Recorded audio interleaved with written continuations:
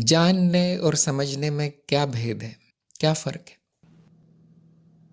तो जैसा कि आप जानते हैं कि शब्दों को परिभाषित करना पड़ता है।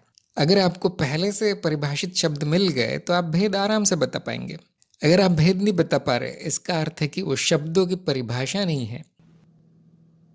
एक और बात है कि सब लोग अपनी अपनी परिभाषा करेंगे।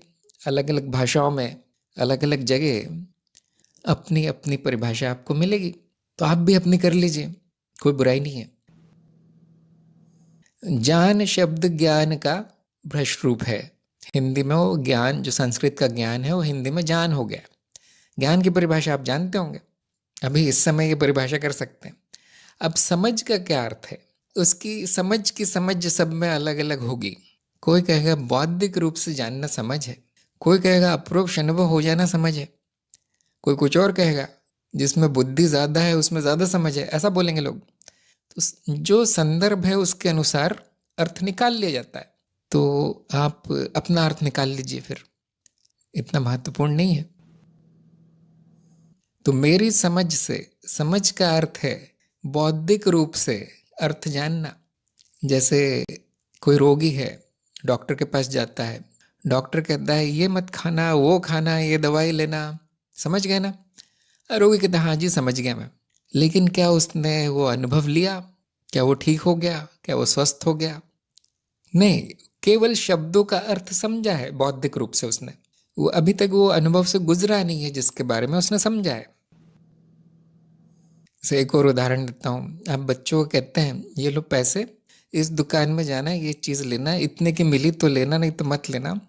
ऐसे आप उसको भेजते हैं। हम आम भाषा में क्या कहते हैं, मैंने उसको समझा दिया। बच्चे से पूछते हैं कि समझ गए ना? हाँ, बच्चा कहता है समझ गया।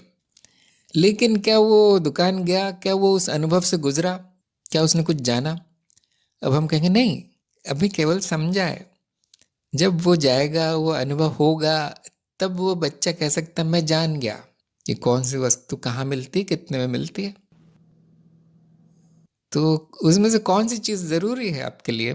दोनों ज़रूरी है। आपको समझना भी ज़रूरी है, उसका, उन शब्दों का अर्थ ढूंढना, उस कार्य का अर्थ ढूंढना ज़रूरी है। ऊपर से उसको अप्रोक्ष रूप से जीना ज़रूरी है। वो होना चाहिए, सच में होना चाहिए वो। तब हम कहेंगे मैंने जाना है, मुझे ज्ञान हुआ है। तो मैंने अपनी परिभाषा बता दी। ऐसे सबकी अपनी अपनी होगी, आप अपनी बना सकते हैं। जो लोग अपनी अपनी परिभाषा बना लेते हैं, फिर वो संवाद नहीं होता है ना, बातचीत नहीं हो सकती बिना परिभाषा को स्पष्ट किए।